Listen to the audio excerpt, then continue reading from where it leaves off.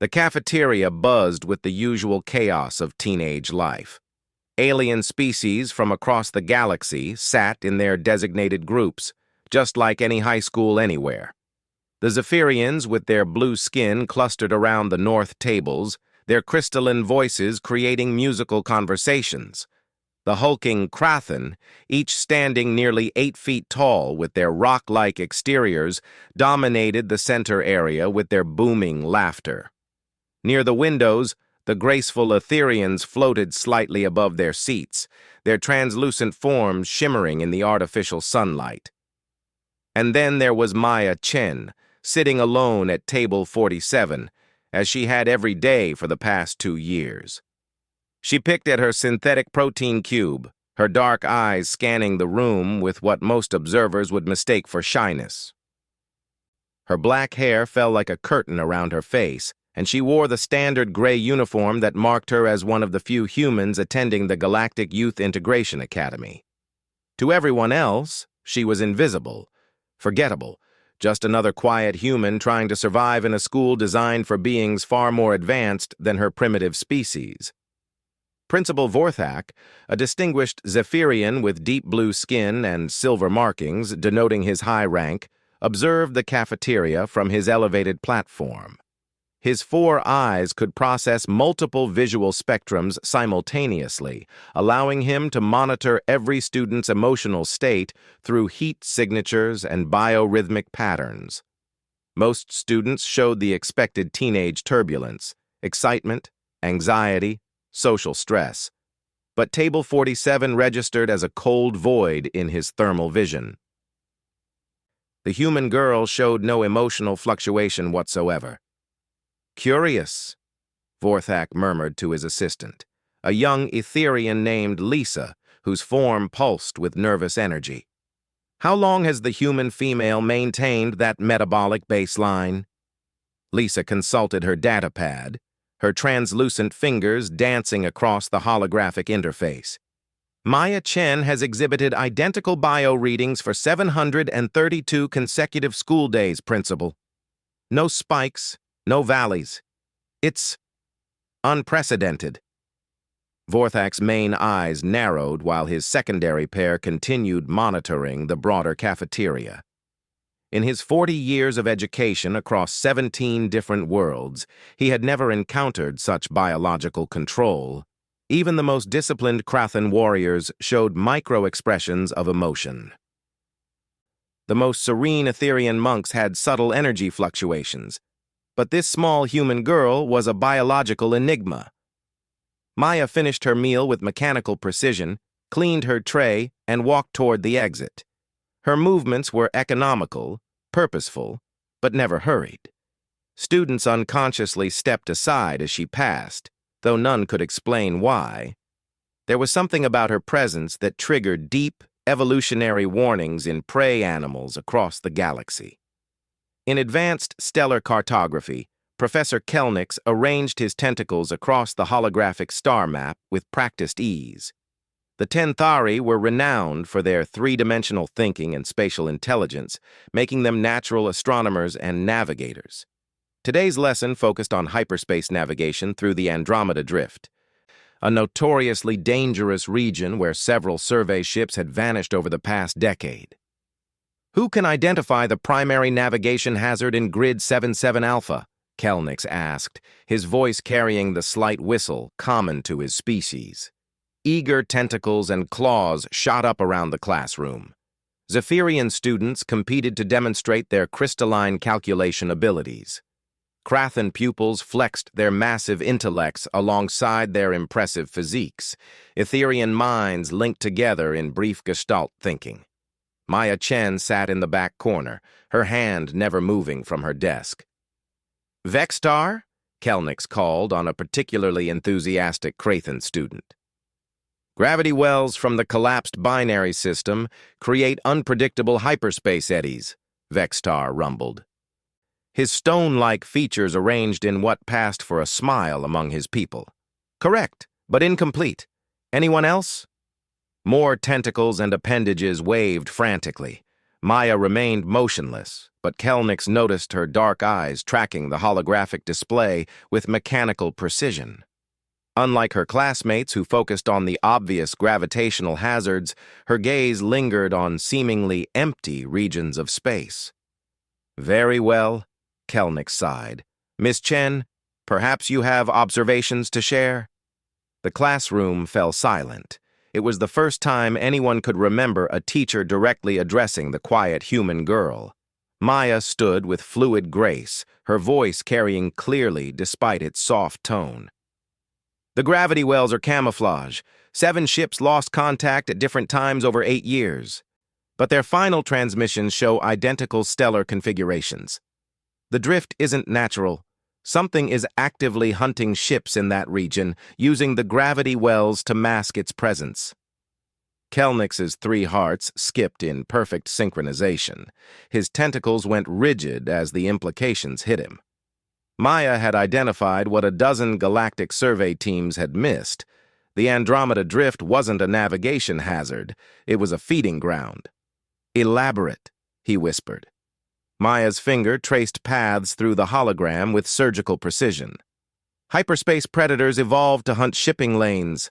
They generate false gravity signatures to disable ships, then—" She paused, and for just a moment something flickered behind her eyes, something ancient and hungry. "Then they feed." The classroom remained frozen as Maya sat down, her expression returning to its usual blank neutrality. But Kelnix noticed that several students had unconsciously moved their chairs away from her, responding to pheromone signals their conscious minds couldn't process. After class, Kelnix immediately contacted Galactic Survey Command. Within hours, long-range scanners detected massive biosignatures in the Andromeda Drift, creatures the size of space stations, perfectly camouflaged and utterly alien. The discovery would revolutionize space travel safety and earn Kelnix the highest scientific honors his species could bestow. But he never mentioned the human girl who had identified the threat with a single glance. Physical education proved equally revealing for those few observant enough to notice. Coach Grimthak, a grizzled Krathan veteran who had trained elite warriors across the galaxy, organized his usual cross-species fitness assessment. The gymnasium had been modified to accommodate different physiological needs: lower gravity fields for Etherians, enhanced oxygen zones for humans, mineral supplements for Krathans. Maya changed into her exercise uniform with the same mechanical efficiency she displayed everywhere else.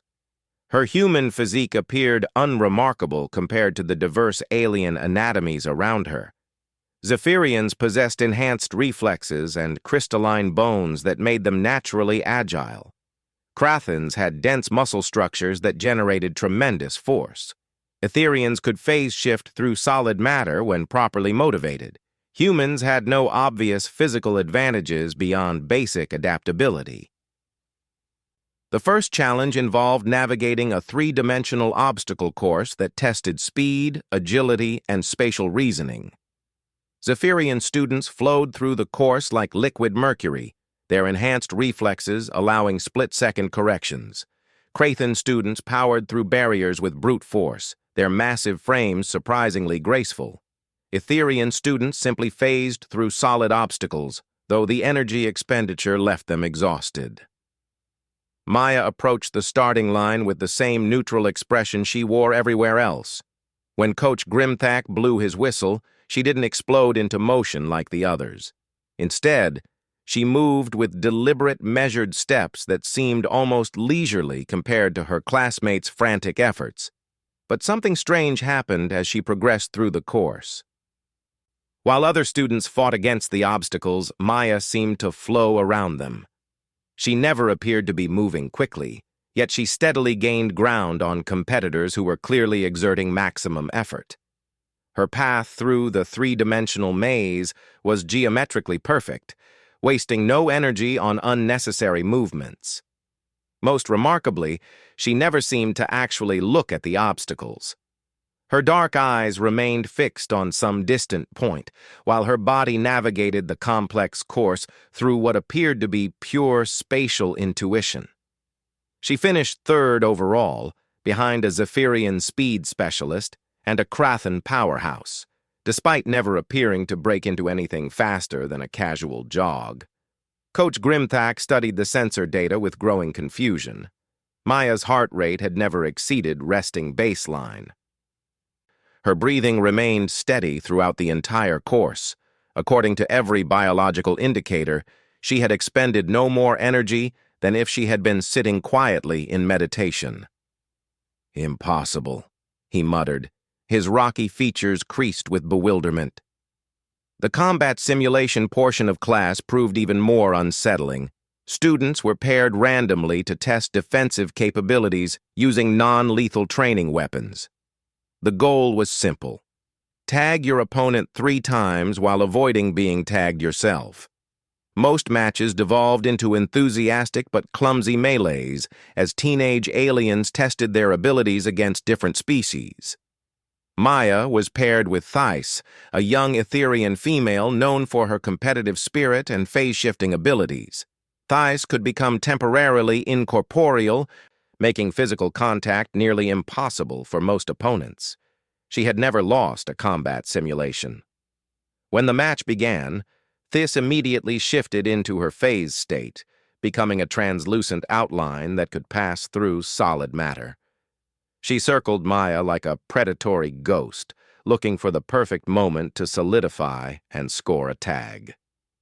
Maya stood perfectly still in the center of the combat circle, her training weapon held loosely at her side. She didn't turn to track Theis's movement. She didn't assume any recognizable fighting stance. She simply existed, like a statue waiting for something. Thais grew impatient. She solidified behind Maya and lunged forward with her weapon, aiming for an easy tag between the shoulder blades. It should have been an automatic victory. Maya moved. There was no visible tensing of muscles, no telegraphed intention. One moment she was stationary, the next she had pivoted exactly 90 degrees and caught This's wrist in an iron grip. The Etherian girl found herself locked in place, unable to phase shift while in physical contact with another being. Maya's training weapon came to rest gently against This's throat. "Tag," Maya said quietly, her voice carrying no emotion whatsoever. The match ended 3-0 in under 30 seconds. Thais never managed to land a single tag despite her significant physical advantages. More disturbing was how Maya had moved. Not like a trained fighter, but like something that understood violence on a fundamental, instinctual level. After class, Coach Grimthak reviewed the sensor recordings multiple times. Maya's movements had been biomechanically perfect. Waste no energy while maximizing efficiency. But more than that, she had somehow predicted Theis's attacks before the Etherian girl had consciously decided to make them. It was as if Maya could read intentions directly from her opponent's unconscious micro-expressions and body language.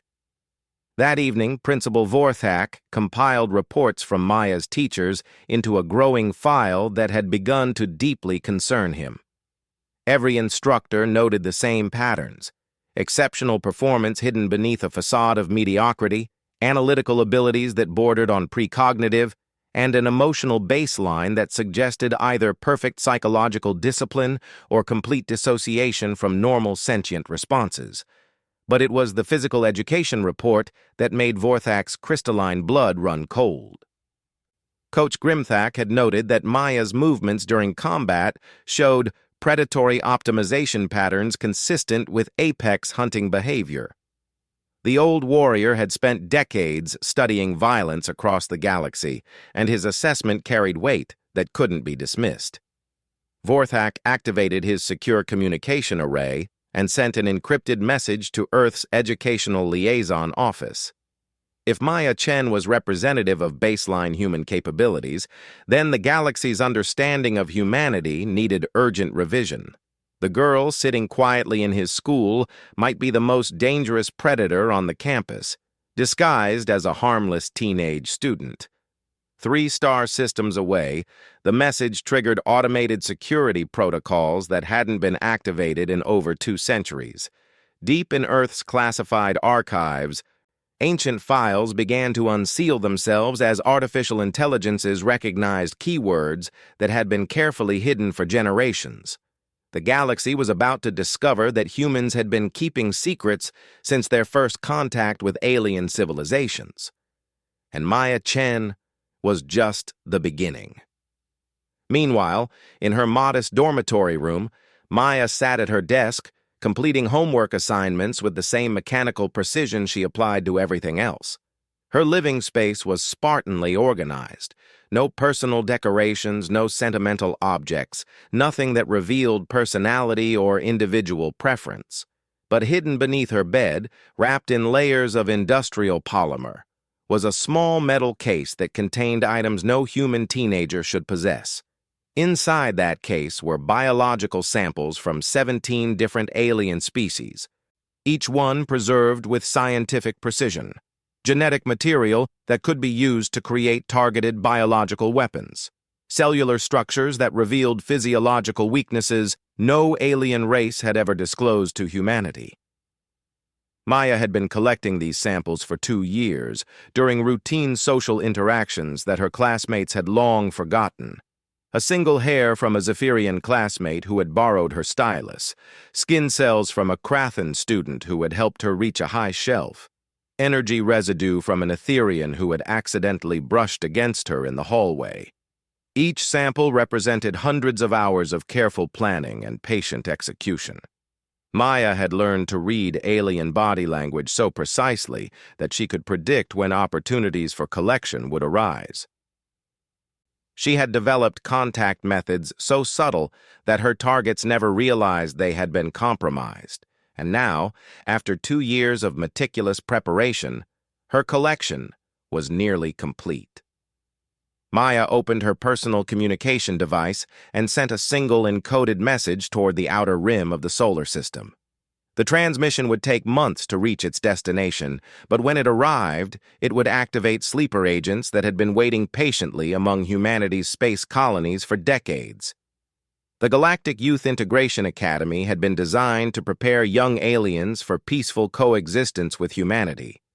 But Maya Chen had turned it into the most successful intelligence-gathering operation in human history. Every species represented at the school was now biologically compromised, their genetic weaknesses cataloged and transmitted to Earth's military research divisions. As she closed her communication device, Maya allowed herself the smallest of smiles. Tomorrow would bring new opportunities for sample collection, new chances to study alien behavioral patterns, new data to transmit home. The galaxy saw her as a quiet, unremarkable human girl struggling to fit in among more advanced civilizations. But Maya Chen was humanity's most successful deep-cover operative, and she had just completed the first phase of the most ambitious intelligence operation in human history. The second phase would begin when her classmates started dying. The first death happened during advanced xenobiology class, 3 weeks after Maya had sent her encoded transmission. Professor Nethys, an ancient Vorthon with centuries of biological research experience, was demonstrating cellular regeneration using live tissue samples when Krixtal, a promising young Zephyrian student, suddenly collapsed. The Zephyrian's crystalline blue skin lost its natural luminescence as his circulatory system failed in rapid succession. His 4-chambered heart, evolved to pump their unique silicon-based blood, simply stopped working. Within minutes, Krixtal was dead, his body cooling to match the classroom's ambient temperature. Medical teams arrived within seconds, their scanner arrays working frantically to determine the cause of death. But every diagnostic came back negative. No toxins, no pathogens, no signs of violence or genetic malfunction. Krixtal had simply died, as if his body had forgotten how to sustain life. Maya Chen sat in her usual back corner seat, her expression unchanged from its normal, neutral state. While her classmates wept and comforted each other, she methodically packed her learning materials into her bag with the same efficiency she demonstrated every day. To any observer, she appeared to be the least affected person in the room. But Principal Vorthak's thermal imaging caught something others missed. While every other student showed elevated stress responses, increased heart rates, elevated body temperatures, biochemical markers of grief and fear, Maya registered as the same biological void she had always been. More disturbing was the brief thermal spike he detected when the medical scanners first announced their inability to determine cause of death. For exactly 2.3 seconds, Maya's body temperature had increased by 4 degrees before returning to baseline.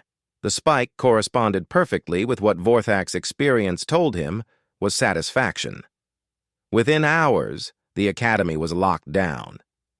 Galactic Health Authority investigators swarmed the campus, conducting interviews and biological scans of every student and faculty member.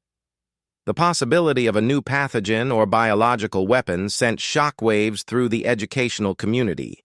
If a virus could kill Zephyrians so efficiently, no species was safe. Maya submitted to every test with cooperative compliance. Her blood work revealed nothing unusual for a human teenager. Her psychological evaluation showed mild stress consistent with witnessing traumatic events. Her room search uncovered only the expected academic materials and personal possessions of a dedicated student.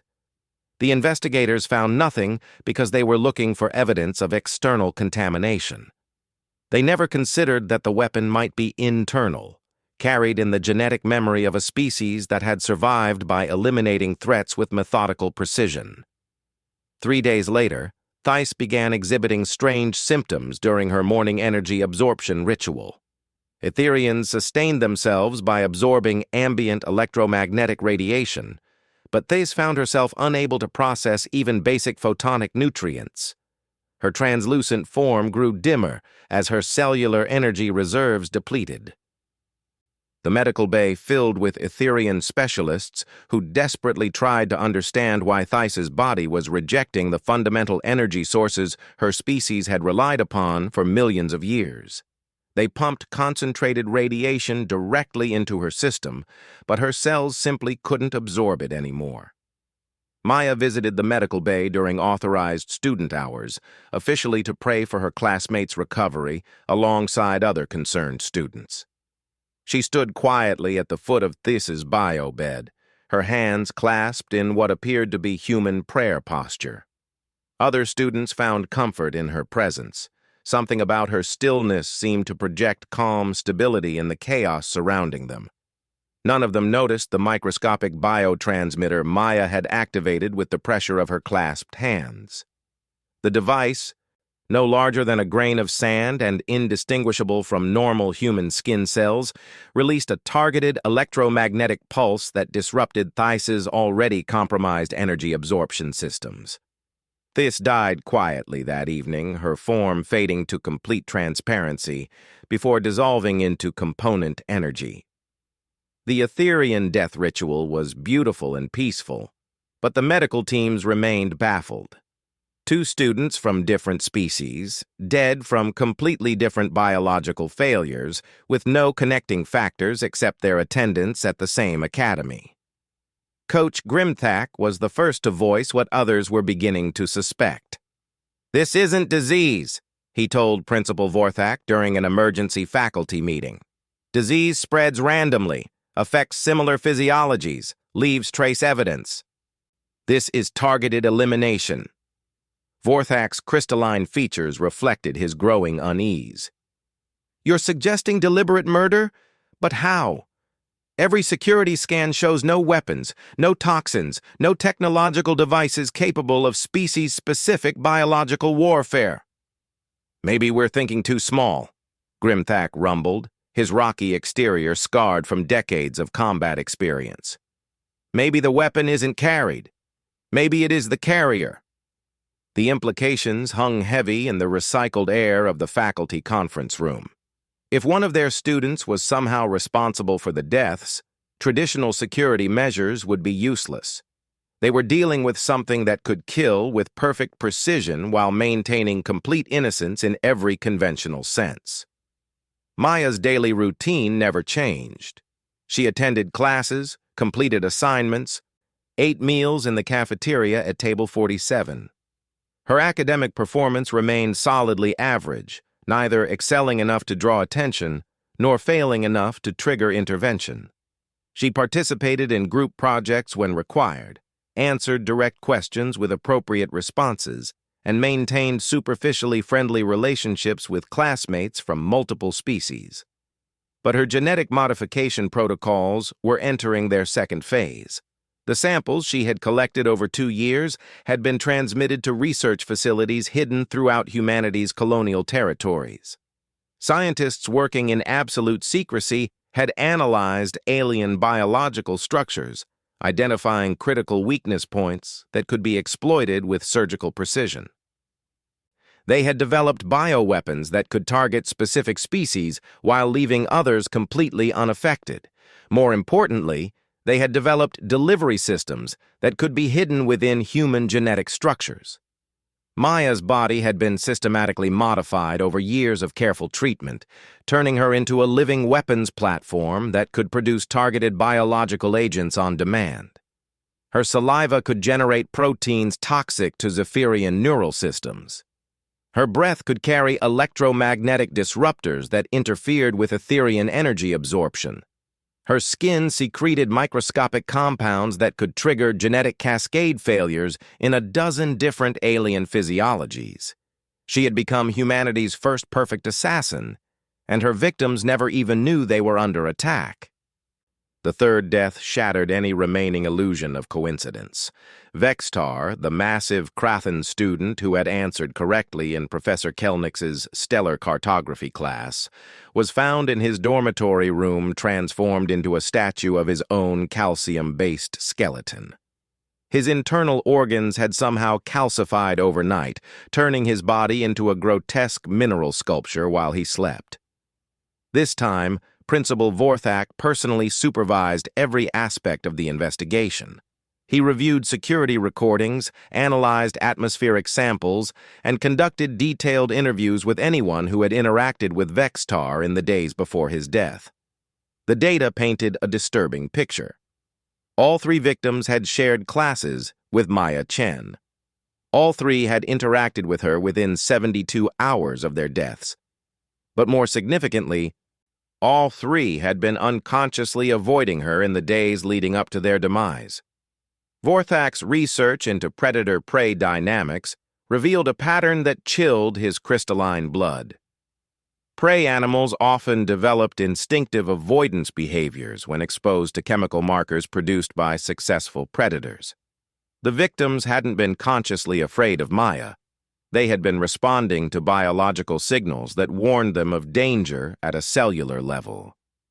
But the warnings had come too late. Maya's 4th target was Professor Kelnick himself. The Tenthari's brilliant spatial intelligence made him valuable, but his recent discovery of the Andromeda Drift predators had drawn unwanted attention to Maya's analytical abilities. He needed to be eliminated before he connected her classroom insight to the mysterious student deaths. She visited his office during posted consultation hours, carrying a datapad with questions about hyperspace navigation theory. Kelnick welcomed her with the patient kindness that made him popular among struggling students. He had noticed Maya's exceptional grasp of complex spatial relationships and hoped to encourage her academic development. As they discussed 3-dimensional navigation principles, Maya's breathing gradually shifted to a pattern that would release targeted biotoxins through her respiratory system. The compounds were specifically designed to interact with Tenthari neural chemistry, gradually degrading their ability to process sensory input while leaving other cognitive functions intact. "Professor," Maya said softly, "I've been wondering about predator evolution in space-based ecosystems. How would a successful hunter adapt to pursue multiple prey species across different environmental conditions?" Kelnick arranged his tentacles in what passed for academic enthusiasm among his people.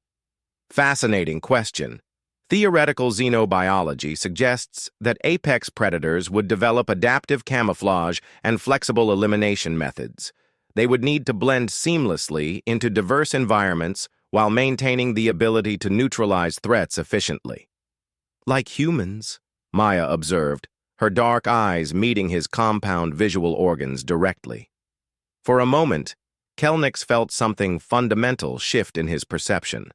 The harmless human student sitting across from his desk suddenly seemed to occupy more space than her physical form suggested. Her presence expanded to fill his awareness like a predatory shadow that had been hiding in plain sight. "Yes," he whispered, his tentacles involuntarily contracting with primordial fear. "Like humans." Maya smiled for the second time since arriving at the academy. It was not a human expression of joy or friendship.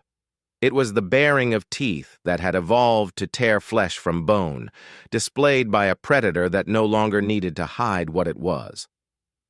"Thank you for the insight, Professor. I think I understand my species much better now." Kelnix died that night, his brilliant mind slowly dissolving as Maya's biotoxins systematically destroyed the neural pathways that had made him one of the galaxy's most accomplished navigators. His last coherent thought was the realization that humans had never been the harmless newcomers they appeared to be. They were something far worse. The academy erupted in panic as news of the fourth death spread throughout the student body. Parents from across the galaxy demanded their children be withdrawn immediately. Faculty members resigned in terror. The Galactic Education Council threatened to permanently shut down the integration program.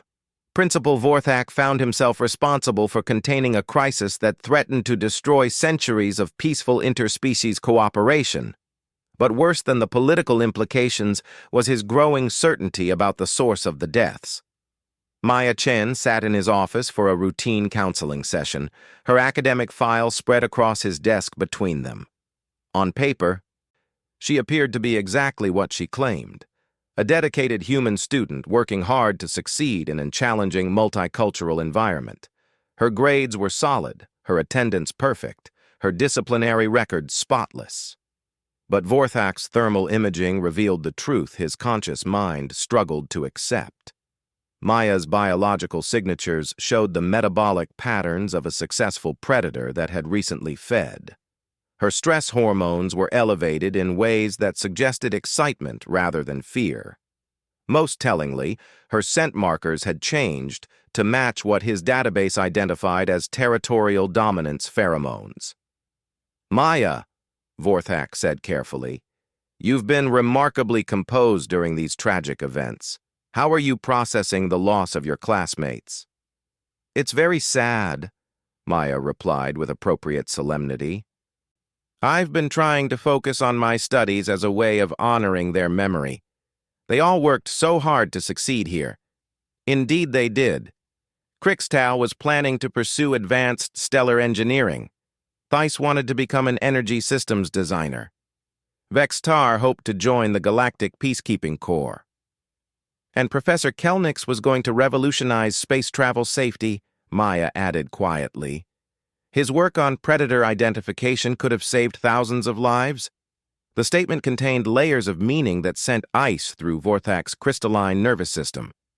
Maya had just revealed detailed knowledge of Kelnix's classified research, while simultaneously acknowledging that his death had eliminated a significant threat to predatory species. "Maya," Vorthak said slowly, "I need to ask you some difficult questions." "Of course, Principal. I want to help in any way I can. Have you noticed anything unusual about yourself lately? Changes in appetite, sleep patterns, emotional responses?" Maya considered the question with apparent seriousness.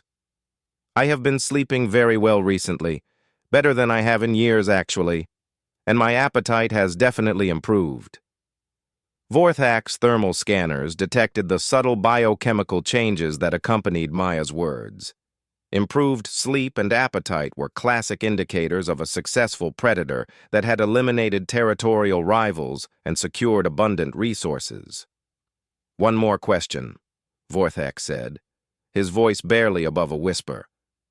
"What do you know about Earth's classified contact protocols?"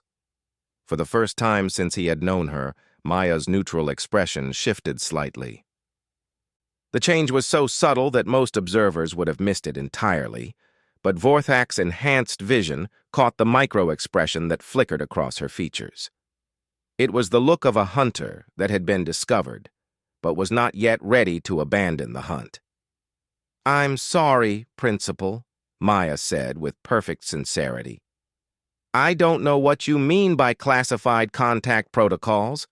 I'm just a student trying to learn about the galaxy." But as she stood to leave his office, Maya's movement patterns had changed. Where she had once moved with efficient economy, she now moved with liquid precision that suggested complete confidence in her physical superiority. She was no longer pretending to be prey. The hunt was entering its final phase. That night, Vorthak transmitted an emergency communication to the Galactic Security Council, requesting immediate intervention at the Academy.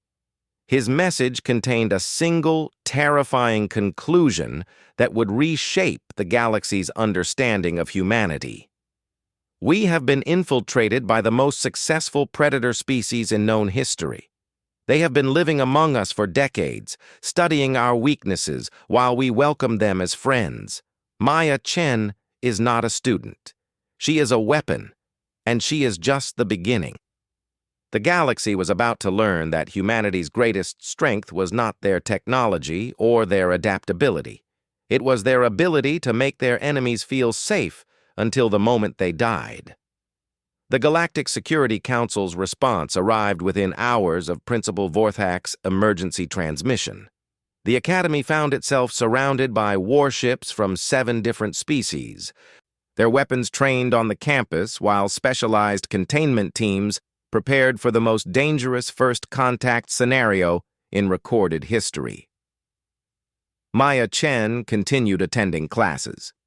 She sat through advanced theoretical physics while Krathan battle cruisers established orbital blockades.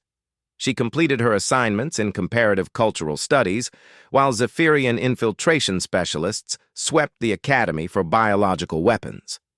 She ate lunch at Table 47, while Etherian psychic investigators attempted to scan the thoughts of every human on campus. The investigators found nothing because they were looking for evidence of external technology. They never considered that the weapon was evolution itself, refined over millions of years of survival on a planet where everything was designed to kill everything else. Admiral Korvash, the Krathan fleet commander, established his command center in the Academy's main auditorium. His massive form dominated the space as holographic displays showed real-time biological scans of every person on campus. The data streams were overwhelming. Thousands of life signs, atmospheric readings, genetic markers, electromagnetic signatures. But one pattern stood out with terrifying clarity. Every time Maya Chen entered a room, the stress indicators of nearby aliens spiked dramatically. Their bodies were responding to pheromone markers that triggered primordial flight responses, but their conscious minds interpreted the fear as general anxiety about the crisis.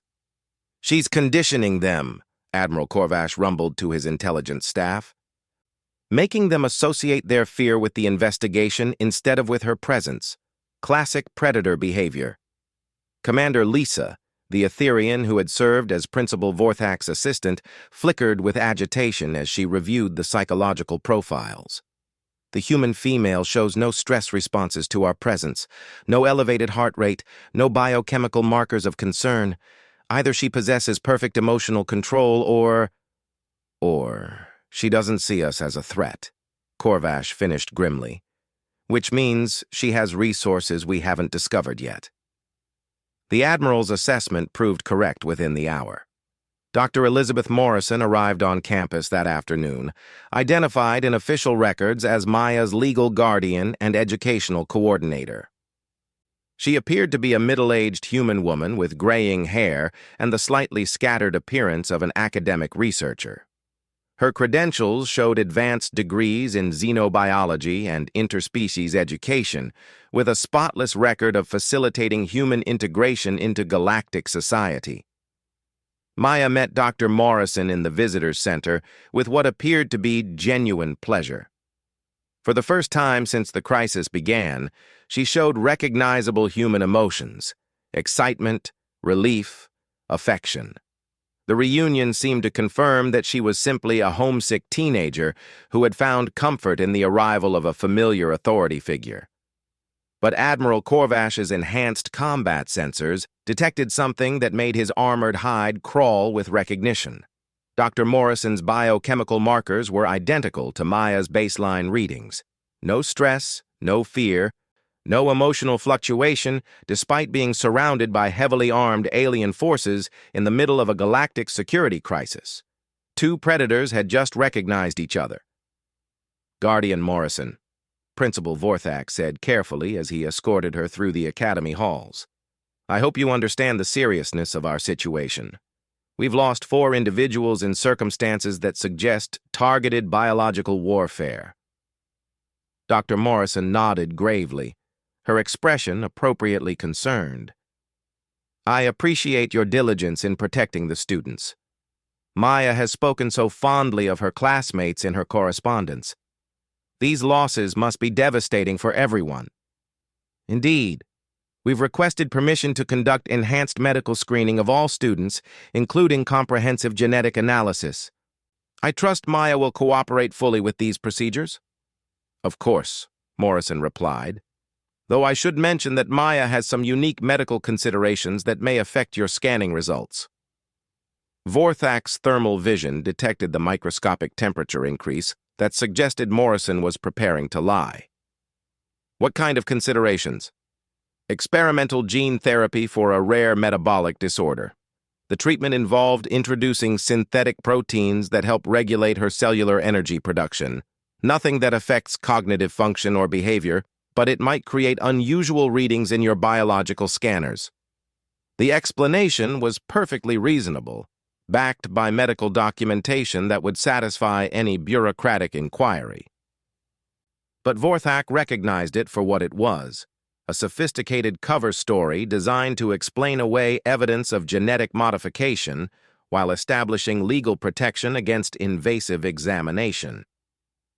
Maya Chen had not been randomly selected for the academy. She had been specifically placed here as part of a long-term intelligence operation that had been planned for decades. That evening, Admiral Corvash convened an emergency session with the Galactic Security Council's highest command authorities. The holographic conference brought together military leaders from across known space, their diverse physiologies united in growing alarm as Corvash presented his findings. "The human infiltration is more extensive than we initially suspected," he reported. "Our investigation has revealed that Maya Chen is not an isolated case." Cross-referencing student records from integration academies throughout the galaxy shows a pattern of human students with similar profiles: exceptional analytical abilities, perfect emotional control, and no detectable stress responses to environmental threats. Fleet Admiral Nixara, whose Etherian form shimmered with barely controlled anxiety, interrupted with a question that chilled the assembled commanders. "How many academies are we discussing?" 73 confirmed installations with human students matching the profile. Based on statistical analysis, we estimate approximately 200 active operatives embedded throughout our educational systems. The implications were staggering. For over a century, humanity had been placing deep cover agents in institutions designed to prepare young aliens for peaceful coexistence. These agents had been studying galactic civilization from within, identifying weaknesses and gathering intelligence while their supposed allies welcomed them as friends. "Recommend immediate containment protocols for all suspected operatives," Admiral Corvash continued. "But be advised, if our analysis is correct, these individuals represent the most sophisticated biological weapons ever developed. Standard security measures may be inadequate." General Thokvar, a veteran Krathan strategist whose tactical brilliance had ended 3 interstellar conflicts, raised a disturbing possibility. What if this isn't infiltration? What if this is preparation? The assembled commanders fell silent as the strategic implications became clear. If humanity had spent centuries studying galactic species while developing targeted biological weapons, they weren't planning random attacks or terrorist incidents. They were preparing for systematic conquest. Earth must be neutralized immediately, General Thokvar declared, before they can activate whatever endgame these operatives were designed to support.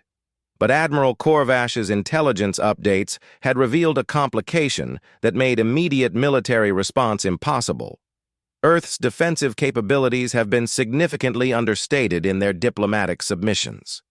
Our reconnaissance shows orbital platforms that don't appear in any official records, deep space monitoring arrays that suggest sensor technology beyond their reported capabilities, and energy signatures consistent with weapon systems we can't identify. "They've been lying about everything," Admiral Nixera whispered, her form flickering with realization. Population numbers, technological development, military capabilities, peaceful intentions. Humanity has been conducting the most successful deception operation in galactic history. Meanwhile, in her dormitory room, Maya Chen was conducting her final transmission to Earth's coordinating intelligence networks.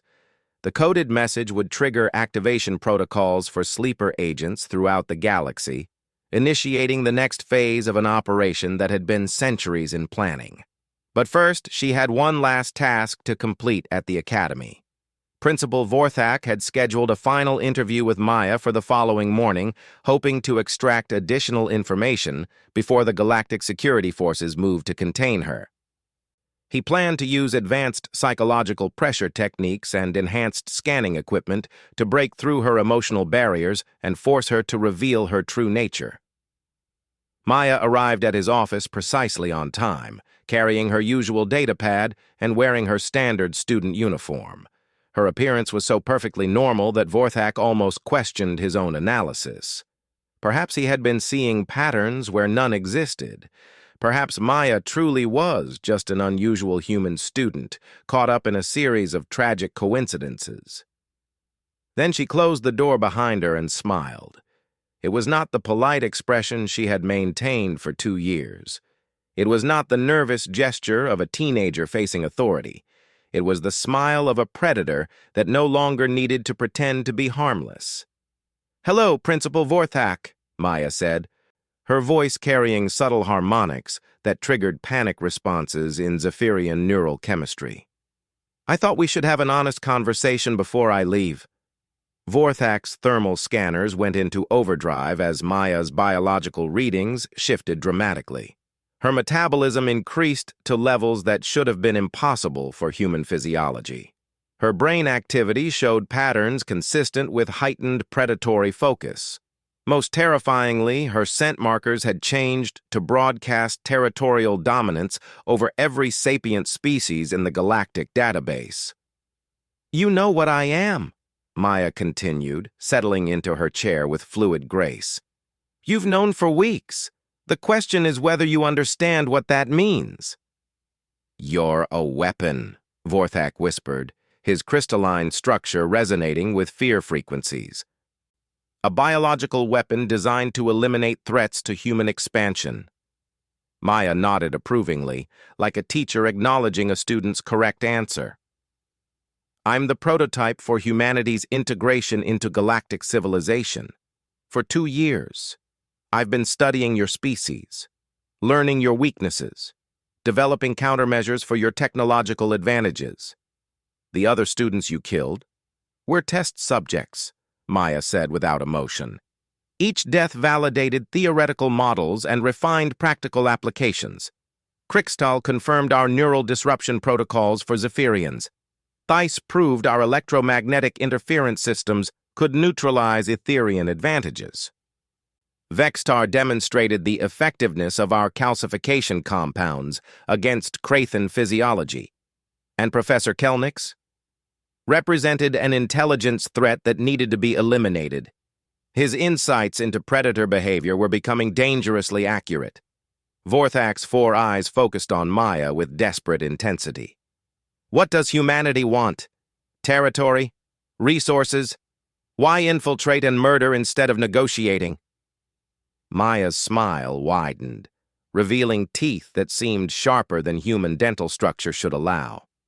Because negotiation implies equality principle, and humans are not equal to other galactic species. We are superior.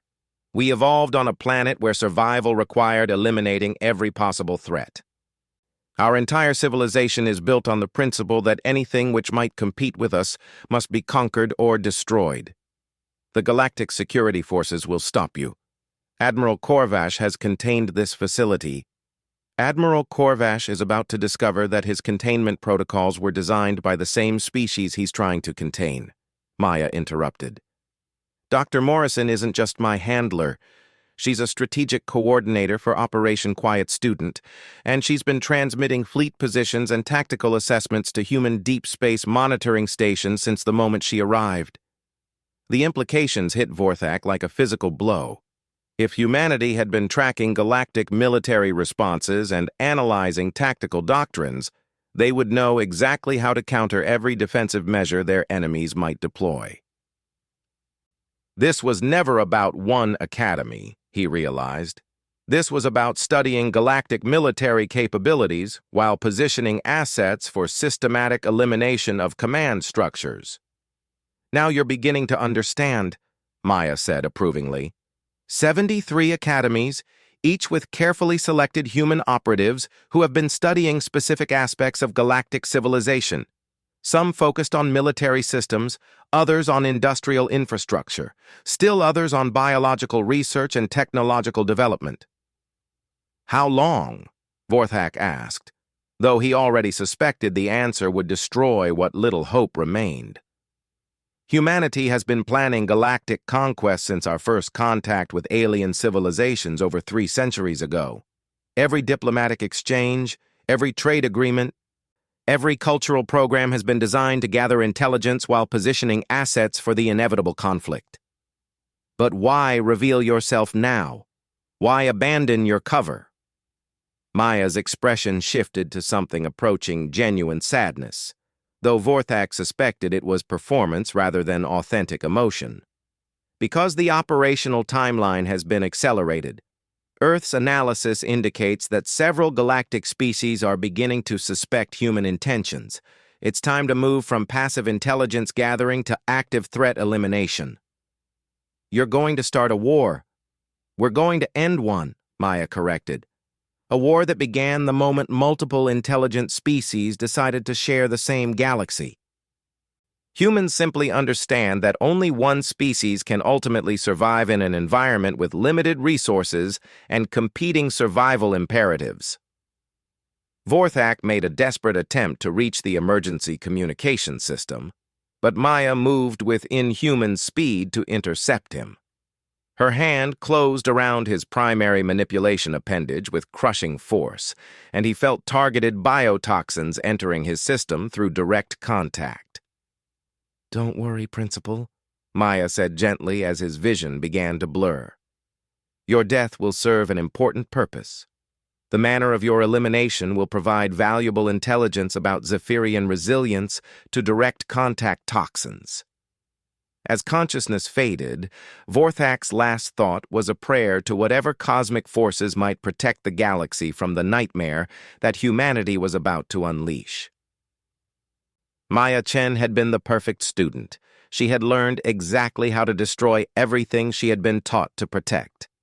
Admiral Korvash received news of Principal Vorthak's death while his tactical teams prepared to storm the academy. The report confirmed his worst fears about human capabilities, but also provided the final piece of intelligence he needed to understand the true scope of the threat. Maya Chen was no longer hiding. Security cameras throughout the academy showed her walking openly through the halls, no longer maintaining her careful facade of harmless mediocrity. Her movement patterns had changed to display the fluid efficiency of an apex predator, and her interaction with remaining students triggered panic responses so severe that several aliens had collapsed from terror-induced shock. All teams, implement maximum containment protocols, Corvash ordered. Target is no longer attempting concealment and should be considered extremely dangerous to all galactic species. But as his forces moved to surround the Academy, long-range sensors detected massive energy signatures emerging from apparently empty regions of space around Earth. Stealth platforms that had been hidden for decades were powering up weapon systems that registered as more advanced than anything in the galactic military database. "Admiral," his communications officer reported with barely controlled panic, "we're receiving a transmission from Earth Central Command. They're demanding immediate withdrawal of all hostile forces from Academy space." "Ignored," Corvash rumbled. "Continue containment operations." "Sir, they're broadcasting detailed specifications for our fleet compositions, tactical deployment patterns, and defensive capabilities. Information that should be classified at the highest levels." The revelation hit Corvash with the force of a direct weapons strike. If humans had been gathering intelligence on galactic military systems for centuries, they would know exactly how to counter every strategy, exploit every weakness, and eliminate every advantage their enemies possessed. Maya Chen hadn't been studying academic subjects for 2 years. She had been conducting the final intelligence assessment for a conquest operation that was already in motion. The war for galactic supremacy had begun, and humanity had spent 3 centuries preparing for it while their enemies had been planning peace.